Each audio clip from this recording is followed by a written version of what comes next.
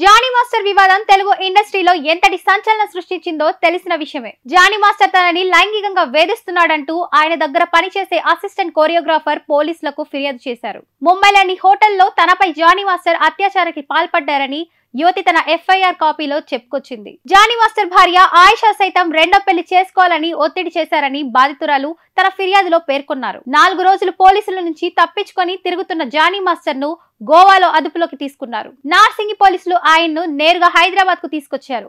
శుక్రవారం ఉదయం ఆయనకు వైద్య పరీక్షలు నిర్వహించి అనంతరం ఉప్పరిపల్లిలోని పోక్సో కోర్టులో హాజరుపరిచారు.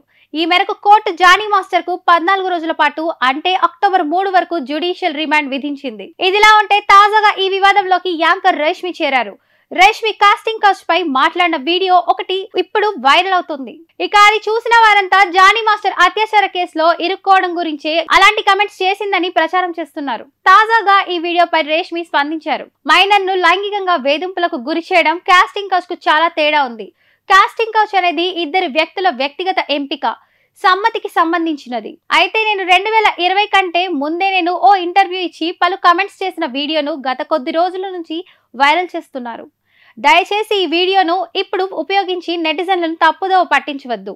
పని ప్రదేశాల్లో మహిళలు జాగ్రత్తగా ఉండాలి. ఏదైనా విషయంలో ఒక మహిళ నో అని చెప్తే ఆమె అభిప్రాయాన్ని గౌరవించాలి అంటూ రాసుకొచ్చింది. మొత్తానికి జానీ మాస్టర్ వివాదంలోకి యాంకర్ రేష్మిని లాగినట్టు అయిందనే అభిప్రాయం వ్యక్తమవుతుంది. మరోవైపు లైంగిక వేధింపుల కేసులో అరెస్ట్ అయిన జానీ మాస్టర్ ను విచారణ జరిపేందుకు తమకు 5 రోజుల కస్టడీకి ఇవ్వాలని నార్సింగి పోలీసులు రంగారెడ్డి కోర్టులో పిటిషన్ దాఖలు చేయగా నిన్న ఈ పిటిషన్ పైన విచారణ జరిపిన రంగారెడ్డి కోర్టు తీర్పును నేటికి వాయిదా వేసింది. ఇక ఈ క్రమంలో నేడు నార్సింగి పోలీసులు కోరినట్లు 5 రోజులు కాకుండా 4 రోజుల పాటు జానీ మాస్టర్ ను కస్టడీకి ఇచ్చేందుకు అనుమతిచ్చింది.